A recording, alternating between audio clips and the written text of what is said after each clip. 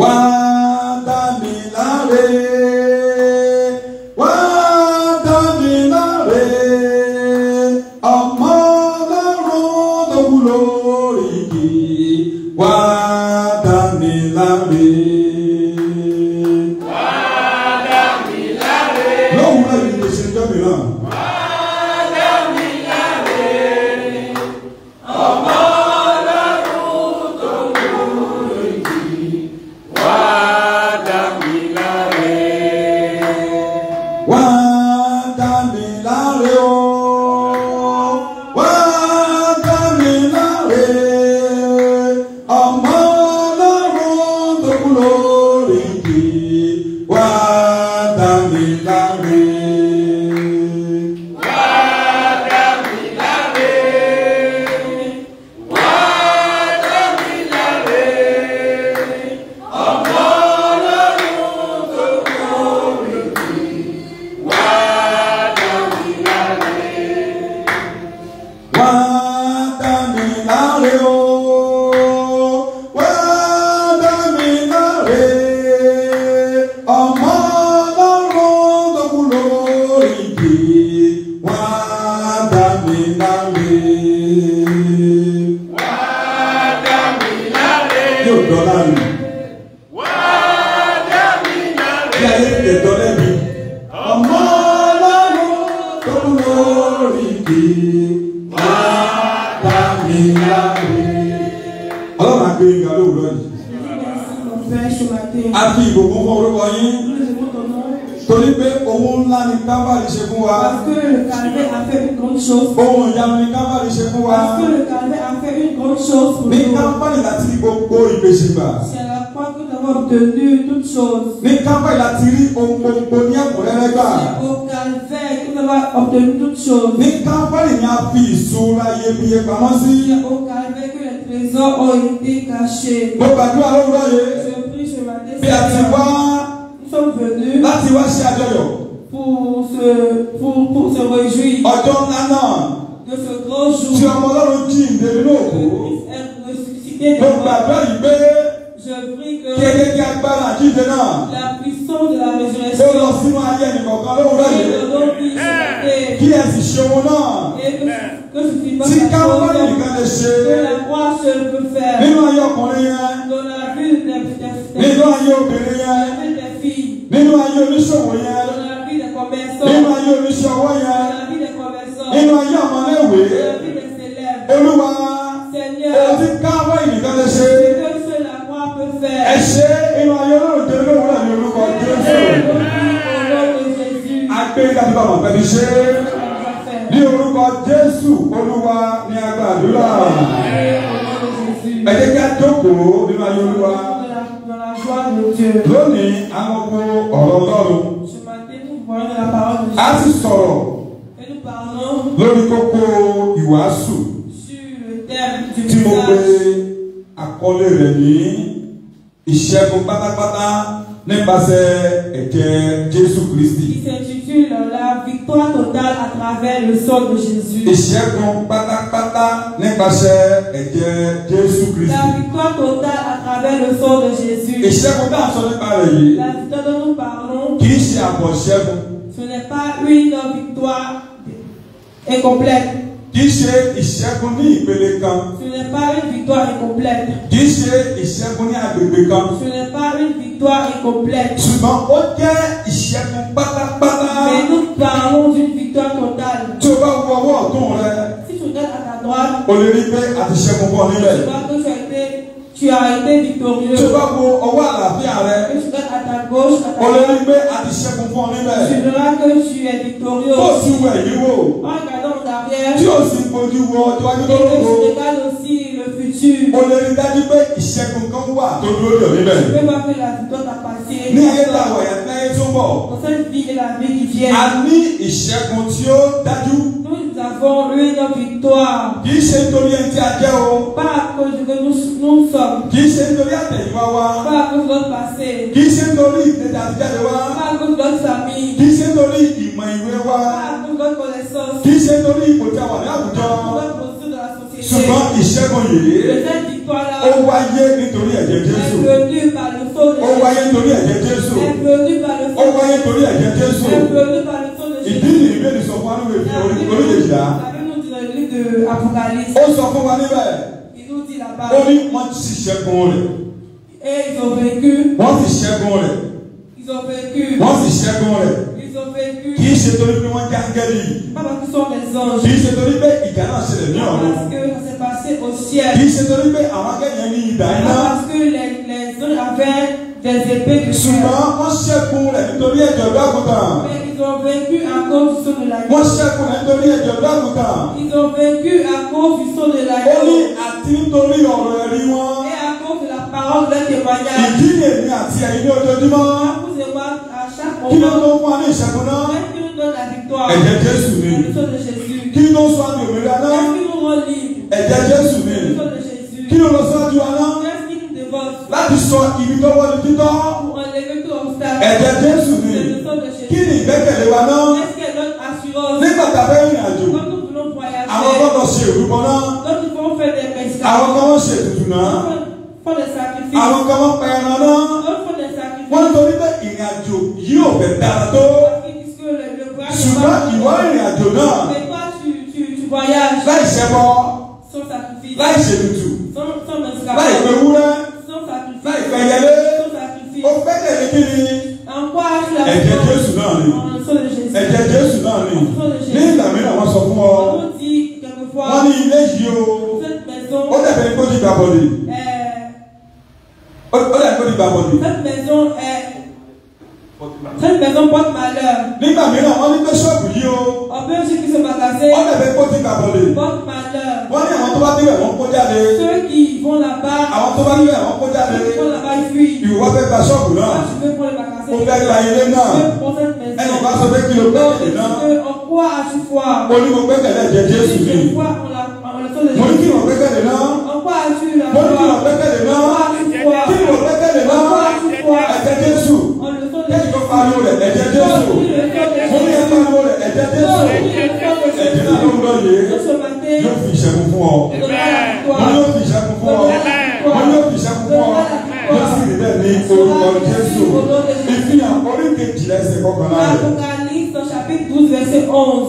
Ó ní wọ́n ti ṣẹ́gun rẹ̀ Il déclare nítorí ẹ̀jẹ̀ ọ̀dọ́ àgùntàn náà àti nítorí ọ̀rọ̀ ẹ̀rí ils wọn. ont vaincu à cause du sang de l'agneau et à cause de la parole de leur témoignage. Wọ́n ti ṣẹ́gun rẹ̀ Ils ont vaincu nítorí ẹ̀jẹ̀ ọ̀dọ́ àgùntàn náà à cause du sang de àti l'agneau nítorí ọ̀rọ̀ ẹ̀rí et wọn. à cause de la parole de leur Mo gbàgbọ́ témoignage. yìí pé Je prie que ìṣẹ́gun yìí cette victoire kò ní jẹ́ lórí pé ó ń ṣẹ̀ lórí àwọn ẹnìkan. ne se passera pas sur d'autres personnes Ṣùgbọ́n seulement. ìṣẹ́gun náà Mais cette victoire yóò jẹ́ ojú ọ̀nà nídìí rẹ̀. nous appartiendra aussi. Mo ní ó ní ìrírí rẹ̀. Nous appartiendra aussi. Nínú ọdún ìwà ní ìrírí rẹ̀. Nínú oṣù ìwà ní ìrírí rẹ̀. Nínú ọ̀sẹ̀ yìí. En cette semaine, Ìṣẹ́gun náà yóò jẹ́ àpèmọ́ ìlànàpẹ̀tẹ̀ nínú ayé ẹni orúkọ Jésù. Nípasẹ̀ ìrúbọ Kristi grâce à la mort de Christ, lórí ìjà ìgbéléwò, sacrifice, onígbàgbọ́ nínú Kristi Jésù ti gba ìdáríjì. le péché des croyants a été pardonné. Àbáyọrí eléyìí ni pé Et a bọ́ lọ́wọ́ olùfisùn. nous sommes libres. A bọ́ lọ́wọ́ olùfisùn. Nous sommes libres de l'accusateur. A bọ́ lọ́wọ́ olùfisùn. Nous sommes libres de l'accusateur. Àwọn tó ń fi ọ́ sùn Ceux qui t'accusaient, tí wọ́n sọ pé àgbẹ̀gbàgbé rẹ̀ ils ni disent que avez-vous oublié, ọmọ lágbájá mọ̀ ni c'est l'enfant de temps, ọmọ lágbájá mọ̀ ni c'est l'enfant de telle personne, ọmọ làkàṣègbè mọ̀ c'est ni. l'enfant de telle personne. Mo mọ̀ ní pé ó ń gbìyànjú àti gbọ́. Je vois qu'il fait des efforts pour échapper. Ṣé ìgbàgbé àdéhùn wa lórí bàbá rẹ̀? N'oubliez pas notre alliance sur son Ṣé père. ìgbàgbé àdéhùn wa lórí àwọn òbí N'oubliez rẹ̀? pas son alliance avec son Ṣé père. ìgbàgbé àdéhùn wa lórí àwọn ìdílé rẹ̀? N'oublions pas son alliance, notre alliance avec sa famille. Ẹgbẹ́ eléyìí. Écoutez ceci. Tó wá jẹ́ pé ó ti wà ní irú bẹ́ẹ̀. Si je suis dans cette situation, Ọlọ́run ló wúlọ́ yé. Dieu se battait Nítorí ẹ̀jẹ̀ Jésù à cause de Jésus. tí ó sọ̀rọ̀ ohun tó dáa ju ti Ábẹ́lì lọ. Il prononce de bonnes paroles que celui d'appel. Yóò pa àwọn olùfisùn náà lẹ́nu máa ń Il ayé a ẹ̀rọ levé orúkọ la Jésù. bouche au nom de Jésus. Èṣù gba kẹ́sẹ́ àlè ìdílé mọ́ nígbà tí ọ̀dọ́ àgùntàn Ọlọ́run ta ẹ̀jẹ̀ rẹ̀ sílẹ̀ lórí àgbélébùú. Le diable a reçu le coup fatal lorsque l'agneau de Dieu a versé son sang pour nos péchés sur la croix. Èṣù Le diable, nígbà tí Jésù lọ kú lórí àgbélébùú. lorsque Christ est mort sur croix. Ó gba kẹsẹ́ jẹ́ pé ní ìbùkù. Il a reçu un coup fatal. Bó ti gba ìbùkù yìí. Et lorsqu'il le recevait, Lọ́gán ni ó ṣubú. il est tombé. Lọ́gán ni ó ṣubú. Il est tombé. Bó tẹ̀lé pé òun sọ bí tí a ti mọ́ tẹ́lẹ̀. Même s'il était le gardien de tout, tu étais fermé auparavant. Ṣùgbọ́n ní kéde tó ṣubú yìí. Mais le moment où il est tombé, Ó jáde kó nu túbú náà. tu es libre de sa prison. Mo ní ó jáde kó nu Tu túbú es náà. libre de sa prison. Mo ní ó jáde kó nu Tu túbú es libre náà. de sa prison. Ẹ sàmì àwọn tó jáde kó nu Il túbú náà. a fait le cœur. Nínú ìwé Sakaraya ní orí kẹsàn-án. Au lieu de Zacharie chapitre 9. Sakaraya ní orí kẹsàn-án. Zacharie chapitre 9. Máa kẹsẹ̀ ìkọkànlá Je báyìí. vais lire le verset 11. Ní tirẹ̀ pẹ̀lú, èmi ò fi ẹ̀jẹ̀ májẹ̀mú rẹ̀ rán àwọn ìgbèkùn rẹ̀ jáde kúrò nínú ihò tí kò ní omi. Et pour toi, à cause de ton alliance scellée par le sang, je retirerai tes captifs de la fosse où il n'y a pas d'eau. Ó ní ní tirẹ̀ pẹ̀lú, Et pour toi, ohun tó lè mú ọjà náà ní májẹ̀mú ẹ̀jẹ̀ Jésù. tu peux te délivrer de sang de Jésus. Ohun tó lè mú ọjà náà ní májẹ̀mú ẹ̀jẹ̀ Jésù. Le sang de Jésus-Christ. Ìdí nìyí arákùnrin àtàbìnrin, Frères et sœurs, ará àti ọ̀rẹ́, frères et sœurs, amis, tí o bá mà kó ń bẹ inú ìṣòro kan, si tu te retrouves dans une situation, ó ní àkókò tó ń jẹ ìdíwà lélẹ́yìí. tu dis que c'est le problème de notre famille. Wàhálà tá a mọ́ ní inú ẹbí wa Le lélẹ́yìí. problème de notre famille. Bẹ́ẹ̀ ni kí wọ́n fọ nímọ̀.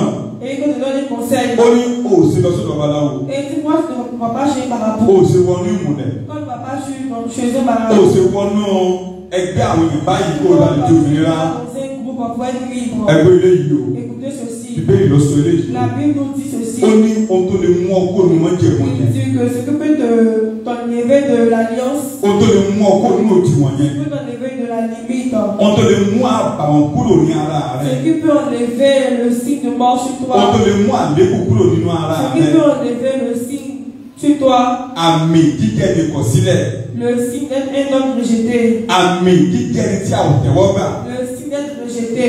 Àmì jíjẹ́ ni tí ayé ò dára fún. Le signe d'être un homme rejeté. Ohun tó lè mú ilé kúrò nínú ayé Ce qui peut rẹ̀. enlever ceci, Òun náà ni ẹ̀jẹ̀ Jésù. c'est le sang de Jésus. Ẹ parọ́ rẹ̀ kí gbọ́ ẹ̀jẹ̀ Jésù. Ẹ̀jẹ̀ Jésù. Mo ní ẹ̀jẹ̀ lóhùn rárá Et ẹ̀jẹ̀ au Jésù. nom du sang de Jésus, Ẹ̀jẹ̀ yìí lóhùn rárá le yìí. sang là ce matin, Yóò mú ohun gbogbo tí a ti lẹ̀ máa yé rẹ̀ tí kò ti ọ̀dọ̀ lọ́wọ́ wá kúrò ní orúkọ Jésù. va enlever tous les ténèbres sur toi au nom de Jésus. Amen. Àwọn tẹ̀síwájú báyìí. Nous continuons maintenant. Ẹ wo iṣẹ́ ìlépa ti ara. Regardez Israël physiquement. Bí iṣẹ́ yìí bá ní ẹ̀tọ́ sí àwọn ìbùkún tó pọ̀ tó bẹ́ẹ̀. Si Israël est destiné à revoir tant de bénédictions, Kì í ṣe torí ìgbé ayé ìjòlóòtọ́ wọn o. ce n'est pas grâce à sa fidélité Nínú ìtàn ìran ìgbé ayé wọn, dans leur histoire. wọ́n tẹ̀ ṣe ọ̀pọ̀lọpọ̀ àṣìṣe. Ils font plusieurs erreurs. Ṣùgbọ́n síbẹ̀, Mais ìbùkún náà wà lórí wọn. Dieu les a encore bénis. Nítorí kíni?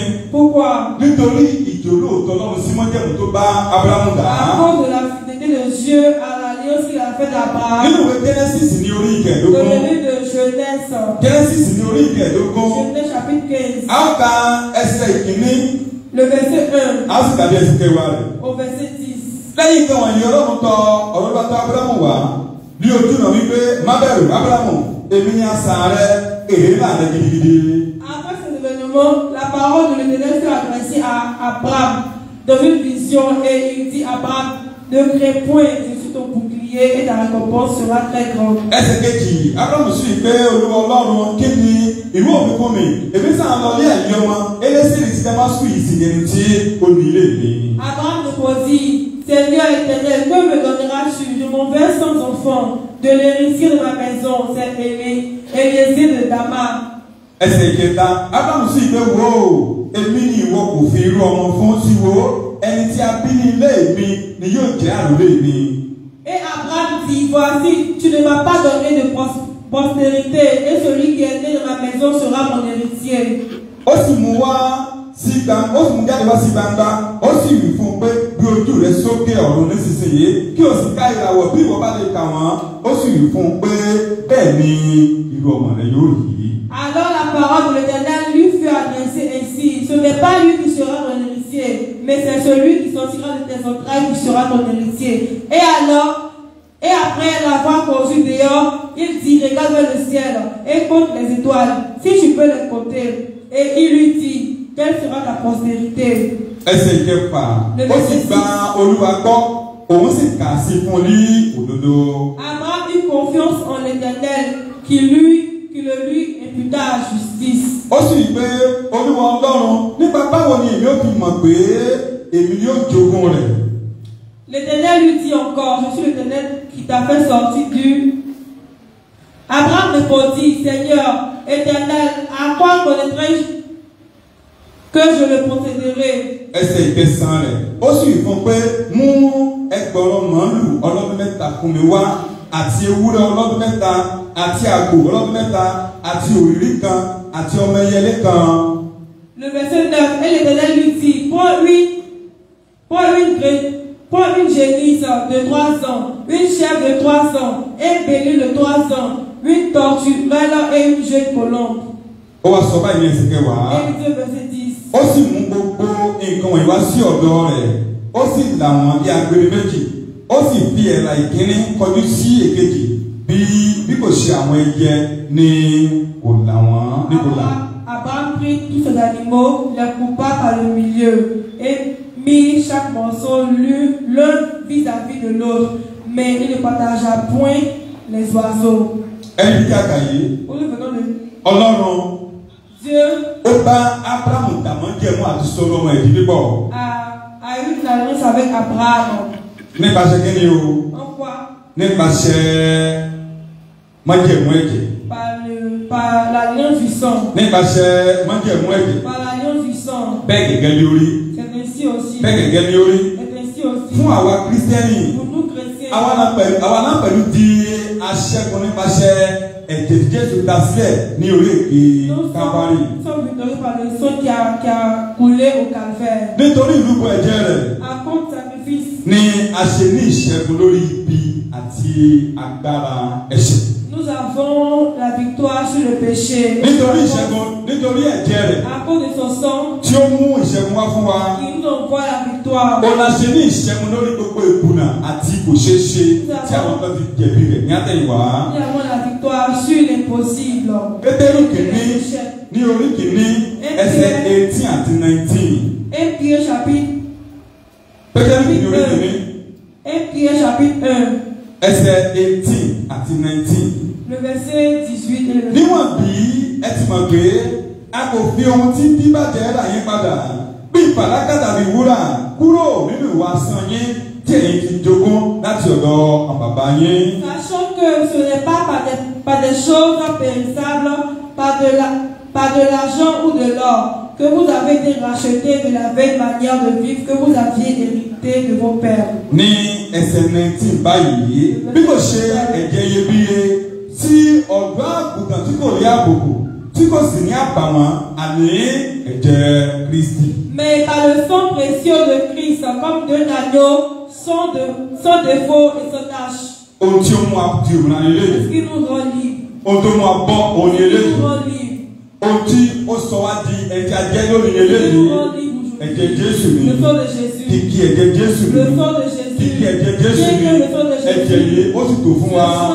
Mo ní ẹ̀jẹ̀ yìí ó tó fún èmi o. Ẹ̀jẹ̀ yìí tó fún èmi o. Ẹ̀jẹ̀ yìí tó fún èmi o. Èmi ò wọ Ọlọ́run ayé mọ́. Mo ní ẹ̀jẹ̀ yìí tó fún èmi o. Èmi ò tó dúró ìsàmọ́. Mo ní ẹ̀jẹ̀ yìí tó fún èmi o. Èmi ò pa ẹran pé ẹlẹ́sẹ̀ tuntun mọ́. Ẹ̀jẹ̀ tó fún èmi ìwọ́dà. Ìwọ́dà tó fún ọ̀nà. Pariwo ẹ̀jẹ̀ tó fún mi. Ẹ̀jẹ̀ tó fún mi. Mo gbàgbọ́ ìpè yóò rí bẹ́ẹ̀ ní orúkọ Jésù. Láìsí orí ọ̀fẹ́ Ọlọ́run. Sans la grâce de Dieu, ìgbàlà di ohun tí a kò lẹ́tọ̀ọ́ sí. le salut reste inaccessible. Láti rí ìgbà. Pour le recevoir, a gbọ́dọ̀ ní òye wípé a kò lè gba ara wa là ní abẹ́ bó ti wù kó rí. nous devons reconnaître que nous ne pouvons pas nous sauver nous-mêmes. Àti wípé Que seul Ọlọ́run nìkan ni ó lè fún wa ní ìdáríjì nípasẹ̀ Jésù Kristi ọmọ rẹ̀. Dieu a le pouvoir et que la foi en Christ est le seul moyen pour nous bénéficier. Tí eléyìí kò bá ti yé wa bẹ́ẹ̀. Si nous ne comprenons pas cela, Títí ìgbà tí ó fi yé wa. parce que nous comprenions, A wà nínú ẹ̀bi àti ìbínú Ọlọ́run. nous serons condamnés.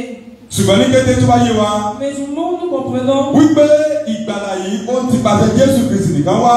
que nous obtenons le salut que par Christ, Nígbà náà ni a tó c'est lè à ti ce ọmọ Ọlọ́run. moment-là que nous serons enfants de Dieu. Olóbi sọ fún wa wípé Et il nous dit, ẹnikẹ́ni tí bá gbàgbọ́ quiconque croit yóò tì. n'aura pas honte. Ojú kì yóò tì.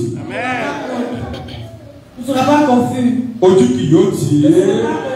Ẹnikẹ́ni wá ké tọ́ ké koríko Olúwa. Quiconque invoque le nom de Dieu, Kí ló ṣẹlẹ̀ sí? qu'est-ce qu'il dit? Àgbà láàánú. Il sera sauvé. Mo ní àgbà láàánú. Il sera sauvé. Mo ní àgbà láàánú. Il sera sauvé. Torí kí nìdí rẹ̀? Kí nìdí rẹ̀? Quelle est la Kí raison? nìdí rẹ̀? Quelle est la raison? Ọkàn láti gbàgbọ́ sí òdodo. Nous croyons par Ọkàn nos láti cœurs. gbàgbọ́ sí òdodo. Nous croyons par nos cœurs. Ẹnu àbí jẹ́wọ́ sí ìgbàlà. Et nous confessons de notre Ẹnikẹ́ni wá ké bouche. koríko Olúwa. Quiconque invoque le nom de Òun náà Dieu ni àgbàlà.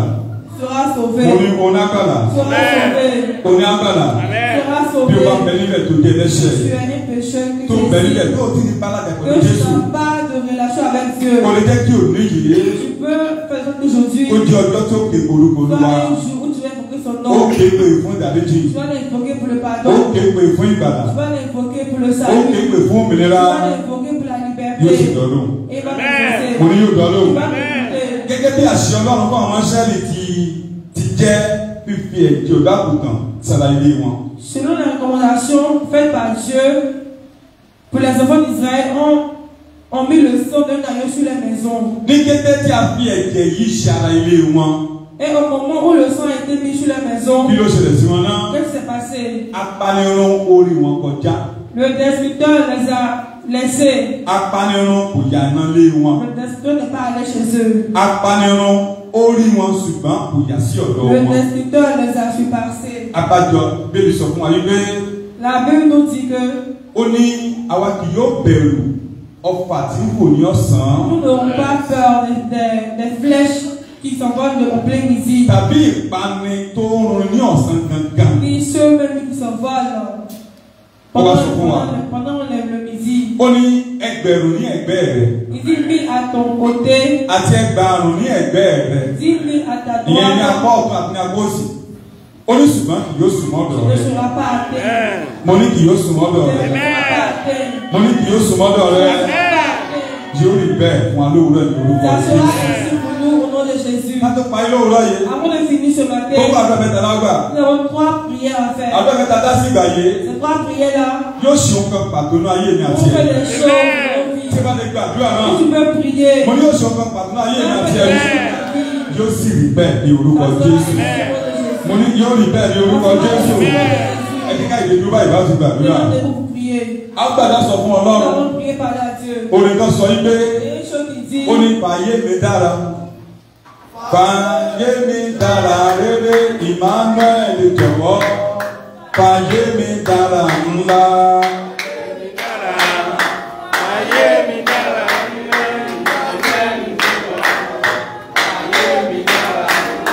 Fàyè mi dára o. Fàyè mi dára ńlá Emmanuel jọ̀wọ́. Fàyè mi dára rere. Yóò fi dára lówùrọ̀ yìí.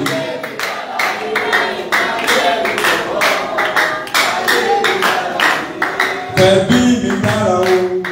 Fẹ̀bí mi dára ńlá Emmanuel jọ̀wọ́. Fẹ̀bí mi dára ńlá.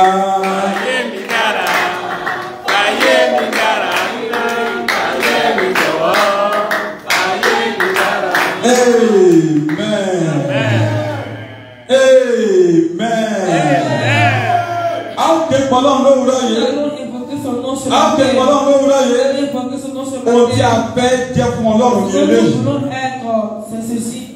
Pẹ̀lú agbára ẹ̀jẹ̀ Jésù. Par le sang de Jésus. Pẹ̀lú agbára ẹ̀jẹ̀ Jésù. Par le sang de Jésus.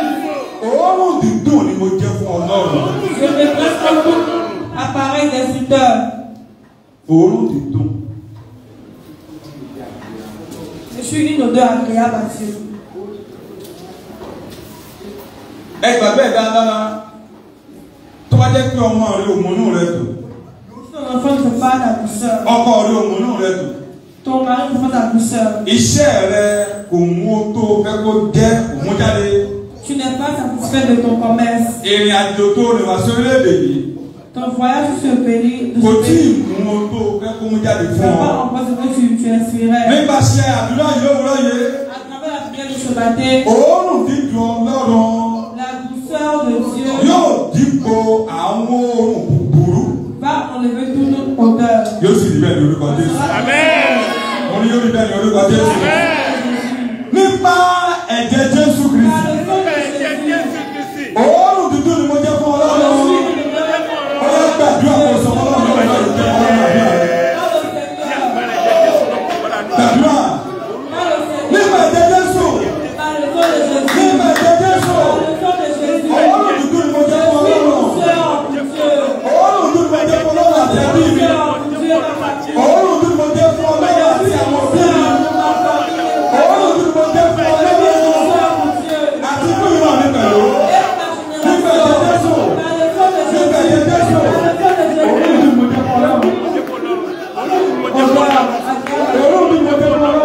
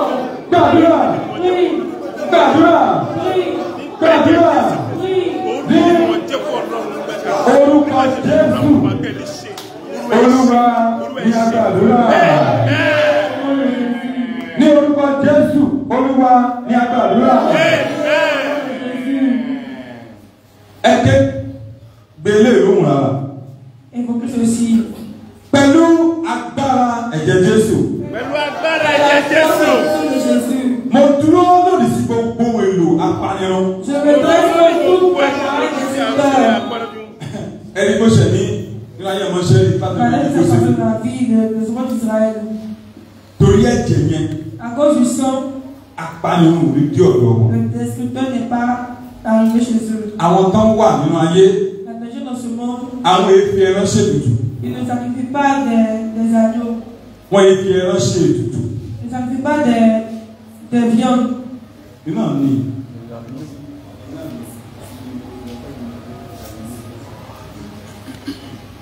Wọ́n efi ẹran ṣe ètùtù. Ils ne sacrifient pas des agneaux pour des sacrifices. Torí pé ipò tí wọ́n ti ga. Parce que leur position est encore élevée. Ṣùgbọ́n wọ́n ń lo èèyàn. Mais ils ont besoin d'une personne. Ìgbà mìíràn wọ́n ní pé olólùwàfín. Ils vont dire qu'ils ont besoin d'une abinance. Ìgbà mìíràn wọ́n sọ pé olùlẹ̀ tó ti mọkùnrin. Ils ont besoin d'une vierge fille. Ìgbà mìíràn wọ́n sọ pé olùlọ aboyún. Ils ont besoin d'une femme enceinte. Torí pé ìpele ètùtù tí wọ́n ó ti dájú ká lu ẹran ká lu ẹyẹlé ká lu àgùntàn lọ. Parce que la position de nos sacrifices dépasse tout ceci. Wàá gbàdúrà lówùrọ̀ yìí. Tu vas prier ce matin. Pẹ̀lú agbára ẹ̀jẹ̀ Jésù. Pẹ̀lú agbára ẹ̀jẹ̀ Jésù. Mo dúró lórí sí gbogbo èrò Mo àpáyé. dúró lórí sí gbogbo Ayé tàbí abẹ́ ìṣọ́ ayé. Lọ́la yóò kọ́ Jésù. Ní agbára ẹ̀jẹ̀ Jésù Olúwa. Nípa ẹ̀jẹ̀ Jésù. Mo dúró lórí ìmọ̀ gbogbo apanirun. Mo dúró lórí ìmọ̀ gbogbo apanirun lórúkọ Jésù. Gbogbo ohun apanirun wà jẹ́ mú wà jẹ́ olóògbé lọ́nà ẹ̀jẹ̀ lórí ìṣẹ́. Olúwa mo dúró lórí wọn lórúkọ Jésù. Nípa ẹ̀jẹ̀ Jésù. Mo dúró lórí gbogbo apanirun. Nípa ẹ̀jẹ̀ Jésù Kristi. Mo dúró lórí gbogbo apanirun. Nípa ẹ̀jẹ̀ Jésù Kristi Násárẹ́tì. Mo dúró lórí gbogbo apanirun. Olúwa mo dúró lórí wọn. Olúwa mo dúró lórí wọn. Olúwa gbàdúrà gbogbo mara fún wọn. Lórí ayé mi lórí ìṣiṣẹ́ mi lórí ìṣiṣẹ́. Olúwa ẹ̀ sọ́jà. Bàbá ẹ̀ sọ́jà. Olúwa ẹ̀ sọ́jà sí bàbá ẹ̀ ṣe òkú náà. Olúwa nípa ẹ̀jẹ̀ rẹ̀ nípa ẹ̀jẹ̀ rẹ̀ Olúwa mo gbàdúrà ní òkú rẹ̀ nípa ẹ̀jẹ̀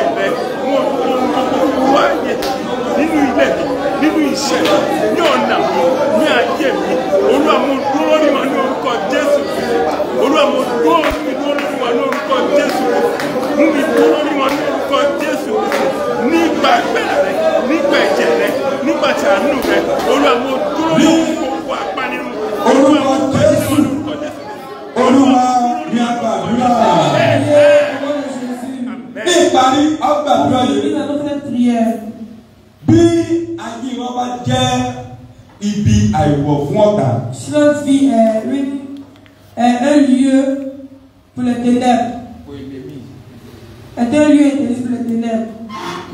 Bí ayọ̀ bá jẹ́ ibi àìwọ̀ fún ọ̀tá.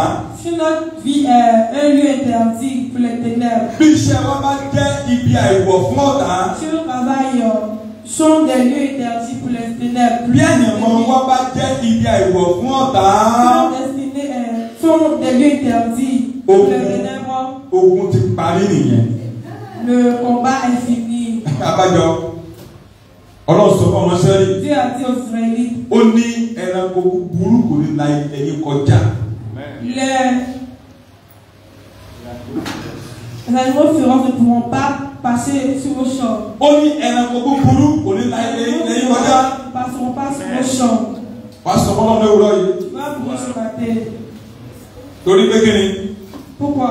Torí pé ilé wa, ohun ní wa, wọ́n gbọ́dọ̀ máa rí wo filẹ̀. Parce que nos maisons, parce que les ténèbres doivent voir nos maisons et les esprits sont les toucher.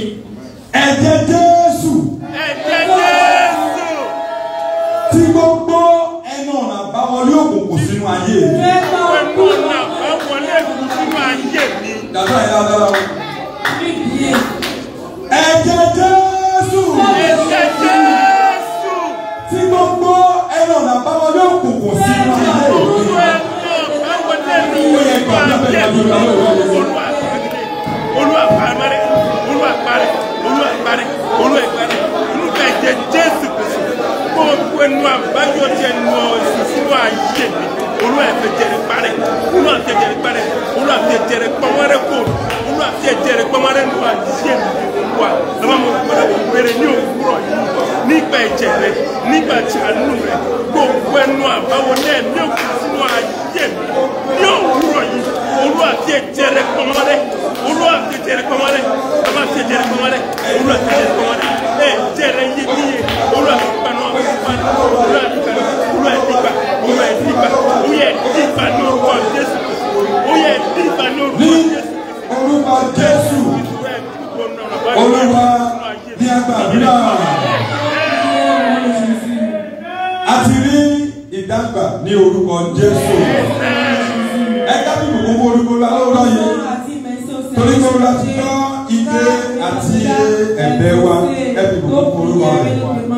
Ẹ fi gbogbo orúkọ rẹ̀. Ẹ fi orúkọ Olúwa ga. Ó ti ṣe ọ̀la fún wa. Ó ti ṣe ìyanu fún wa. Ó ti bẹ̀ wá wò. Ó ti bẹ̀ wá wò. Ayé wa kò sí bàbá yìí náà.